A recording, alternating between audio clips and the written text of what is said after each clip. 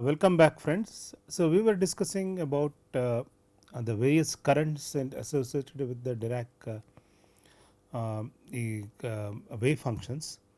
So in the last class, we have looked at the scalar current,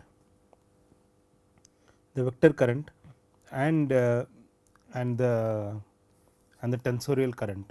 The scalar current, we have seen it to be written in terms of psi bar psi, okay, where psi bar, which we had introduced some time ago, is a Lorentz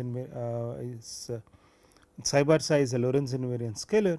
So we talked about it as a definition of the probability current density for Dirac wave functions essentially, and psi bar is defined in terms of psi bar psi dagger gamma 0.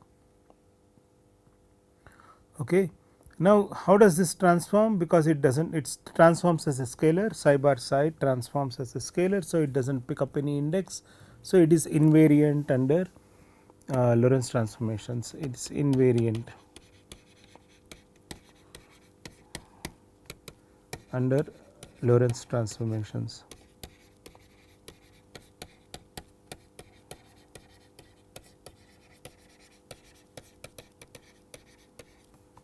So, what do you mean by invariant? It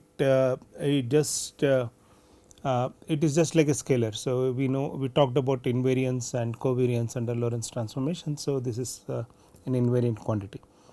Whereas the scalar, the current transforms like a vector. This we had mentioned it several times. So, it transforms as say psi bar gamma mu psi prime transforms as some lambda mu nu times something essentially. So, it transforms in this particular fashion. So, it transforms like a vector essentially. So, this is some j mu, okay. This is the old j mu.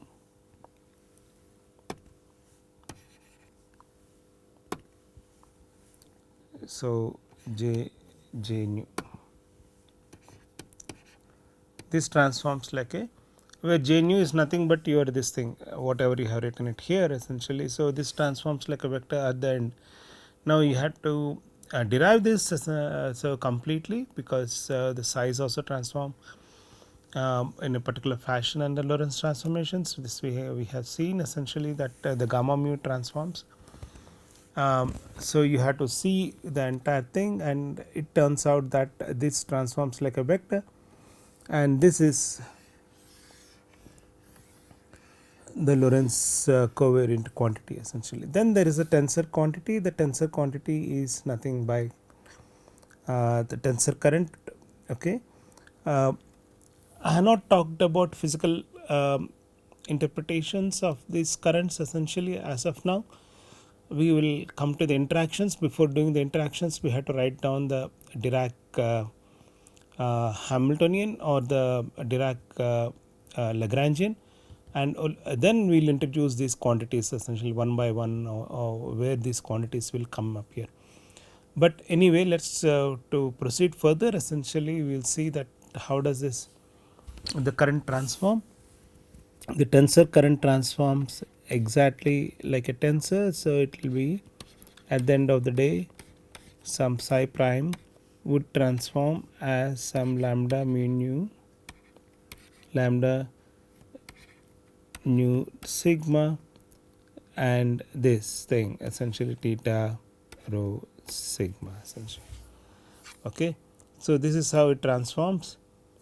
Okay. So, it transforms as a tensor.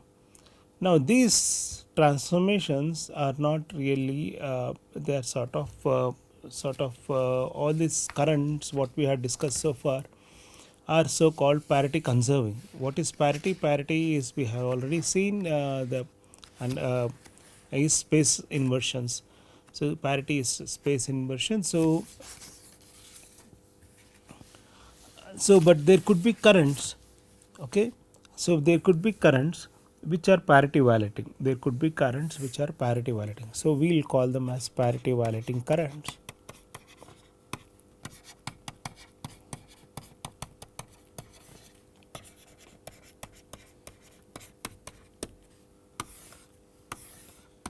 So repeat again. So just to repeat, uh, parity is space inversion.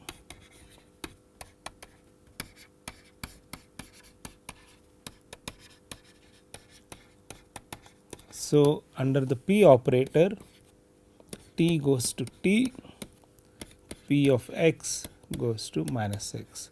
Here x is full x1, x, y, z essentially. So x goes to minus x. Now the parity operator on psi of x t goes to psi of minus x t. That's the basic idea essentially. So this is achieved by introducing gamma 0 psi of x t.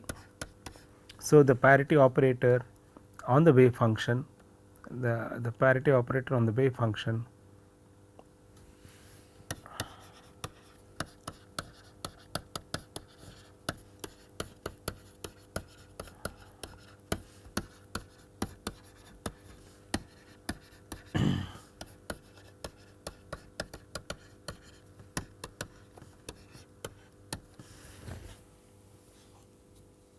okay is the gamma 0. Then there is also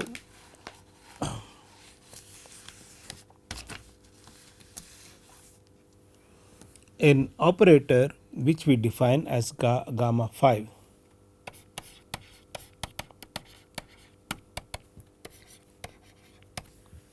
This is an important operator. This operator is also called chirality operator,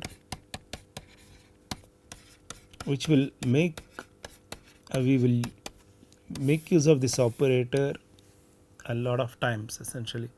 So the gamma 5 is a product of all the gamma matrices. Is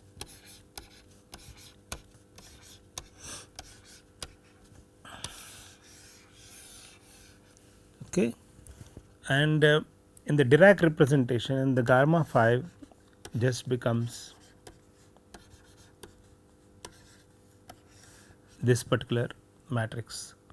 Okay, in the Dirac, so this is also the chirality operator, and okay, now for okay.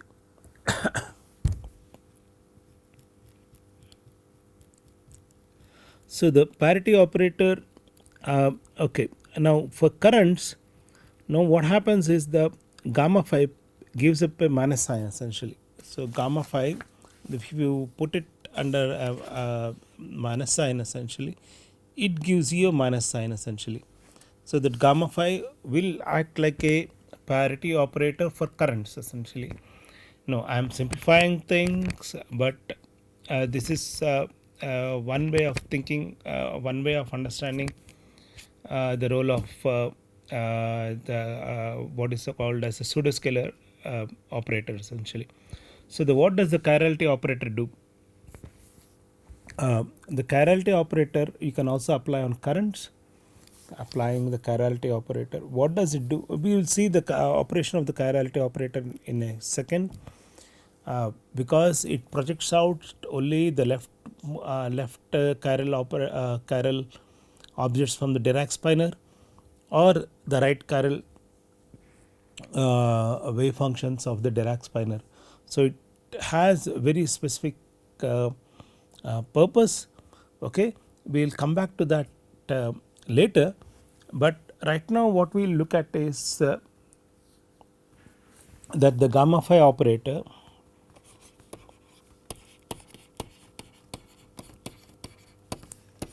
acts. Now this is like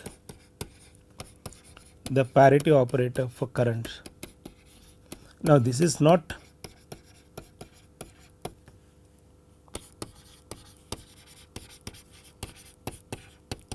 okay. Now what does it, what I mean by that is that suppose if we have psi bar psi, if you have psi bar gamma phi psi, this scalar current changes sign under parity.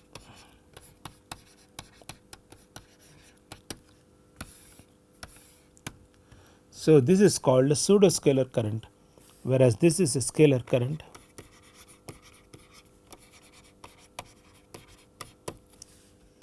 This is a pseudo scalar current.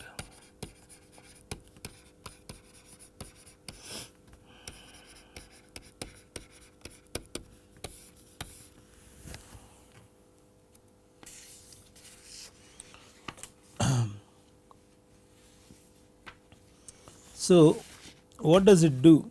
Because okay, psi bar gamma phi psi prime. So if we take psi under transformation, under Lorentz transformation, this will pick up the sign of the determinant of the lambda essentially.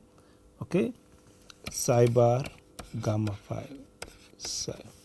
So lambda is a Lorentz transformation. Okay, it picks up the sign of the metric or the sign of the Lorentz transformation. Okay, this is because okay, this changes sign under space inversion. This current changes sign under space inversion because gamma phi has the following anti-commutation relation.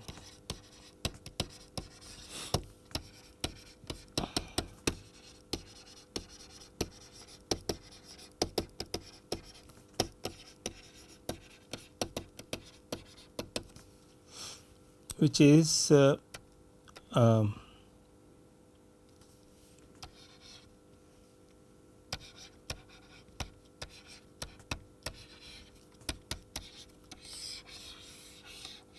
so this is the most important one of the most important which you should all remember. So two things which you should take away. One is the definition of gamma phi introduced so far.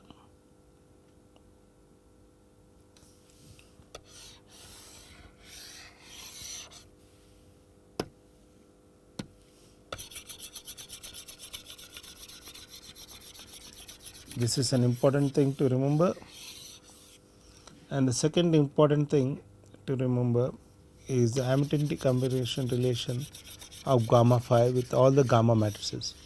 So the gamma phi anti-commutes with all the gamma matrices, which is important. So that's the reason why you can introduce. So the currents will pick up a sign whenever you introduce a gamma phi into the picture, essentially. So because gamma 0 will be anti-commutating with gamma phi. Similarly, you can also have pseudoscalar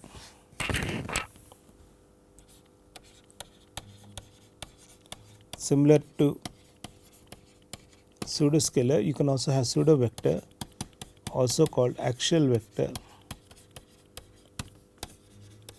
currents.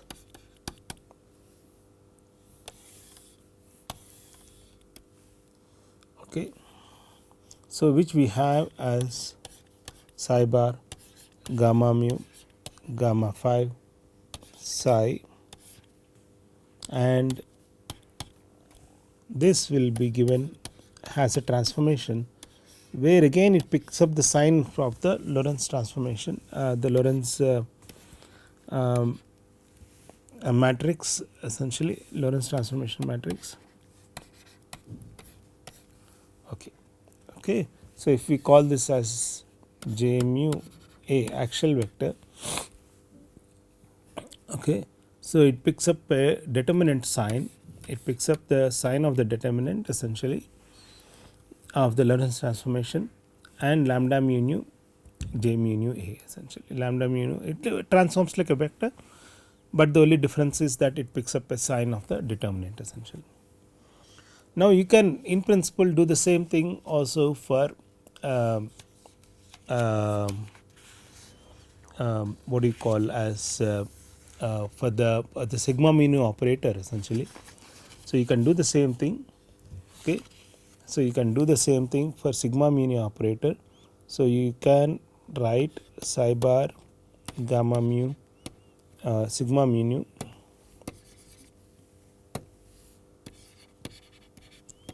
gamma phi psi.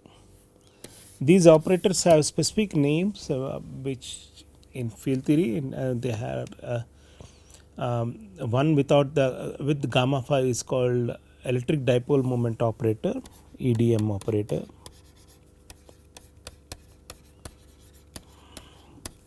and the one without the gamma phi is called the MDM operator or magnetic dipole moment operator.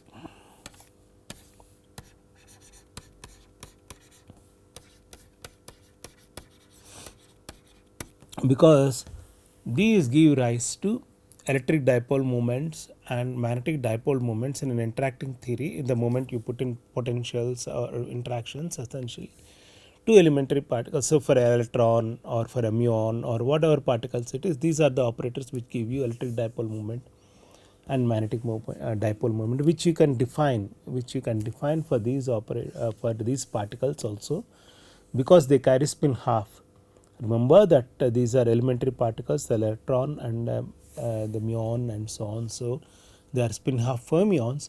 So, you can define electric dipole moment, magnetic dipole moment for these particles essentially. So, they are uh, even though they are point like, okay, even though they are like point like, you can define these moments essentially, electric dipole moment and magnetic dipole moments, and the operators which generate those moments, these are generated by higher order corrections in perturbation theory, which we will see at some point essentially. And these the operators which generate this magnetic dipole moment and electric dipole moment correspond to these tensor operators. So, these are very important operators which we keep coming and using them as and we go ahead essentially. Okay. So, so now let's just look at the summarize to summarize.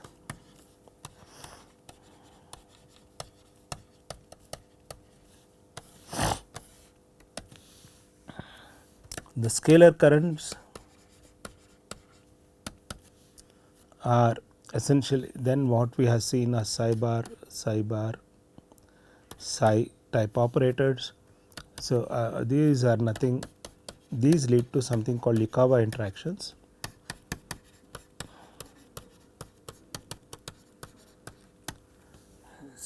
To the pseudoscalar currents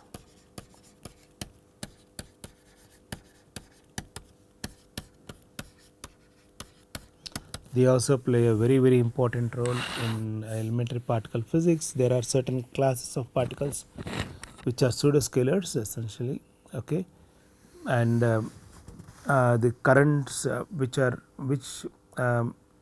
instead of with a scalar you can write operators with the pseudoscalar particles essentially, and in that case you can put something like this. So, there are certain pseudoscalar particles which have currents of this type which multiply the psi bar gamma phi psi type of things, okay. These are mostly in physics beyond standard model, some things like axions. So, these are beyond standard model most of the time, okay. There are particles which are beyond standard model, okay. Then there are vector like currents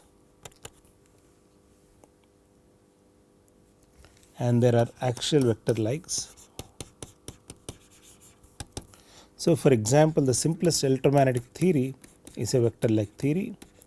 The theory of strong interactions, it is also called QCD, is also a vector like theory, okay. Electromagnetic, this is called QED, quantum electrodynamics. A theory which combines both vector and axial is for weak interactions,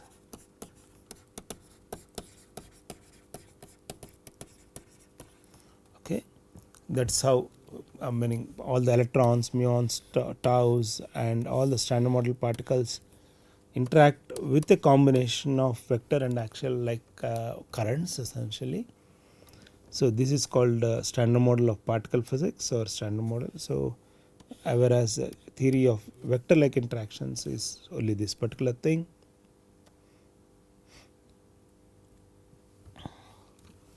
Then there are the tensor currents which are important, say for example energy momentum tensor,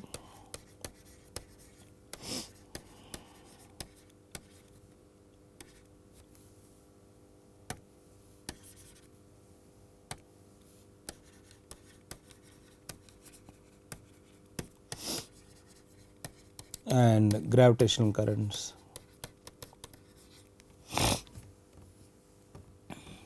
So all this bunch of currents which have specific transformation properties under which are possible under the Lorentz transformations are called essentially bilinear covariants. They all have some name and they tell you with through what interactions with various theories or various interactions couple in the Dirac theory essentially. So these are called bilinear covariance.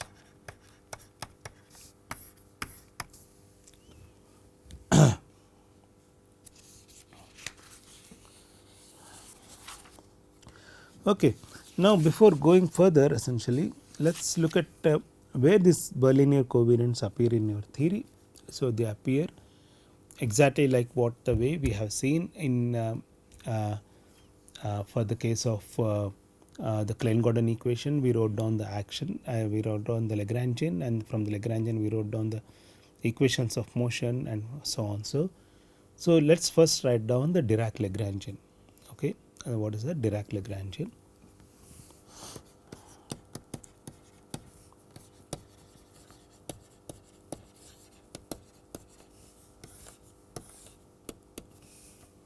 So the Dirac-Lagrangian is psi bar L Dirac is equal to psi bar I d slash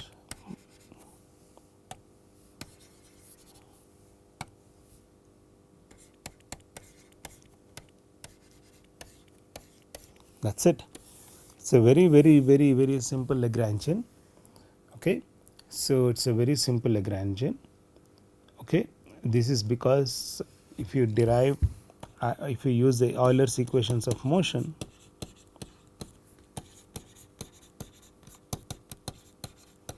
Euler Lagrangian equations of motion, you get back your del slash minus m psi is equal to 0, the Dirac equation essentially. So you get back your okay, so you get back your Dirac equation. Now let's look at the Lagrangian in a little bit more detail essentially. So psi bar, the Dirac Lagrangian.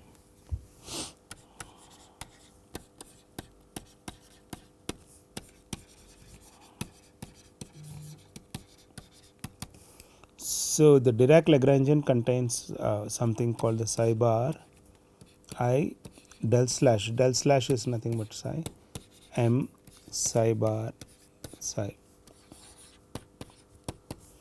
Now this is called the kinetic term and this is the mass term.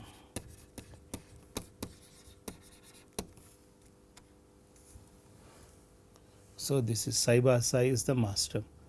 Okay, it is now at this level what else you can add in this particular theory is essentially you can add currents.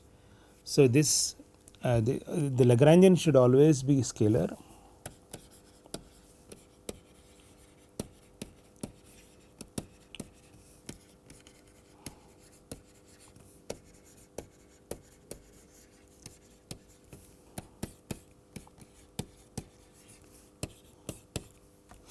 Real, it's a real quantity. The Lagrangian is always real. It should be a Lorentz scalar.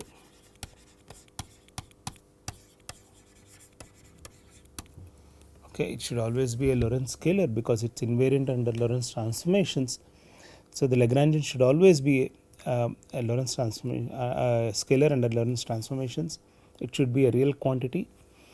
These are the conditions on the Lagrangian. So this gives you this particular thing. Now if you given this, so exactly like what we saw for the Klein-Gordon Lagrangian essentially. Now given this particular aspect of the Lagrangian, what more terms you can add for the Lagrangian? You can add any of this bilinear covariance. So if you want to add interactions, so for example if you want to see how electromagnetic interactions appear or how scalar interactions appear, then you have to write down the various terms additional to this is something called the free Lagrangian. There are no interactions for this. It's a free Lagrangian with no interactions. So if there are interactions, this gets modified essentially by one of these terms in the plus bilinear covariance. So the interactions appear in this Lagrangian interactions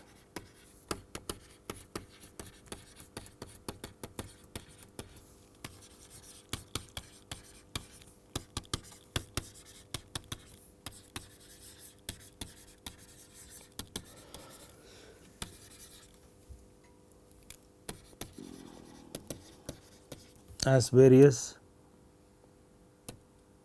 bilinear covariance.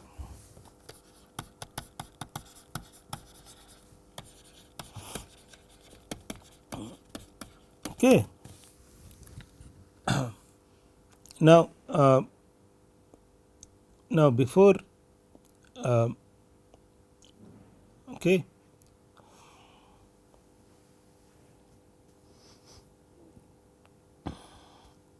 Now I'll give you some examples. So I'll give you some examples, and then we'll come to the physical interpretation, and so on. So essential examples of interactions. We'll go through them. Various. This is important because we will go through these various interactions, and everything becomes so. So this is all done in a Lorentz invariant fashion. So let's take the first simplest example is Yukawa interaction.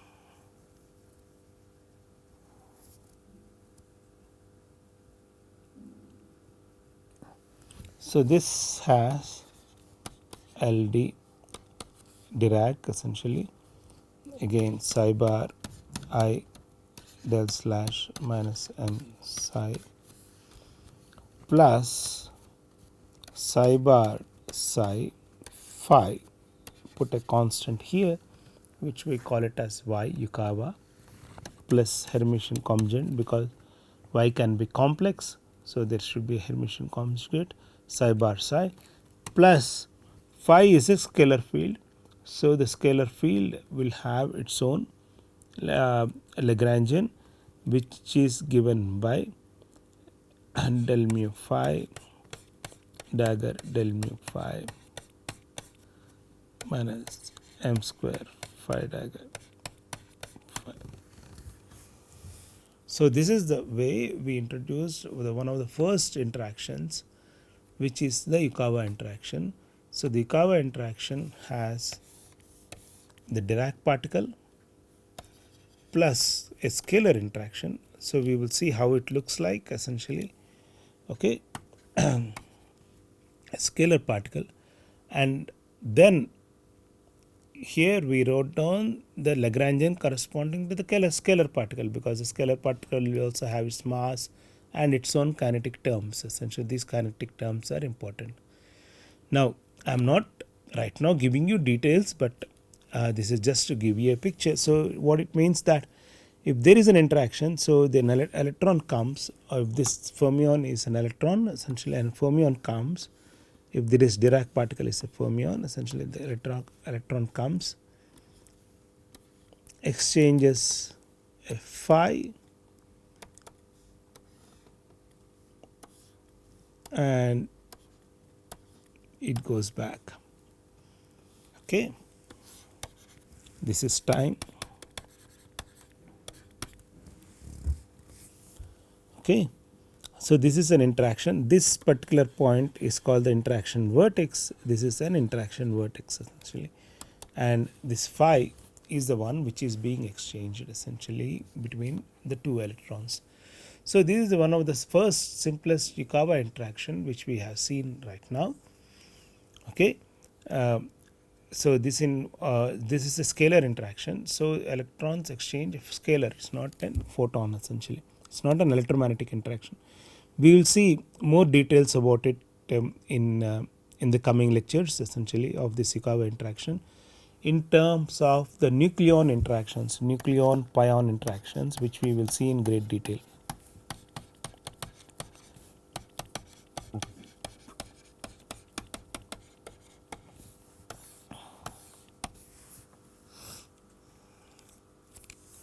Two.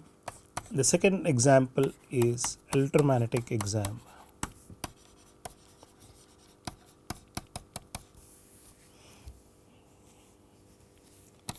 Theory.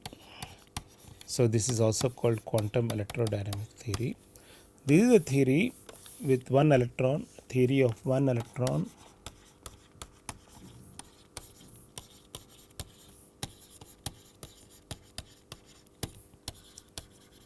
and one photon.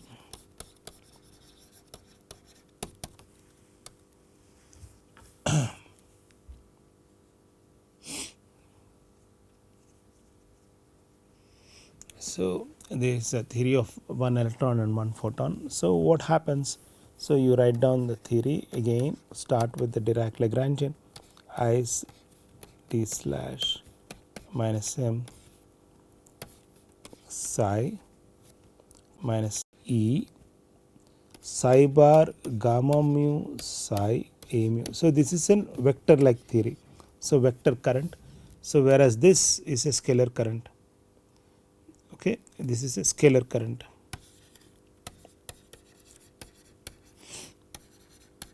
Scalar current couples to a scalar mediator, whereas a vector current couples to a vector like mediator essentially, and then the corresponding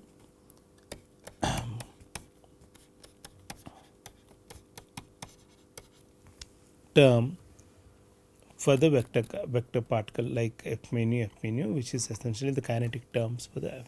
There is no mass term for this photon. Essentially, photon is massless. The kinetic terms of the photon. This is the kinetic terms. This gives you the kinetic terms for the photons, which we have seen earlier also. Okay, so this is how we introduce interactions. First, in the case we have seen two examples. First, in the case of scalars, and other in terms of vector like currents. So this is how bilinear covariants are important. So they will make the entire Lagrangian to be a scalar, because Lagrangian should be invariant under Lorentz transformations.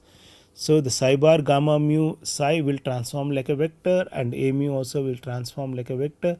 So together they become a scalar. Essentially, if you sum over the indices, they become a scalar. Okay, so this is how, this is also a second vector like interaction.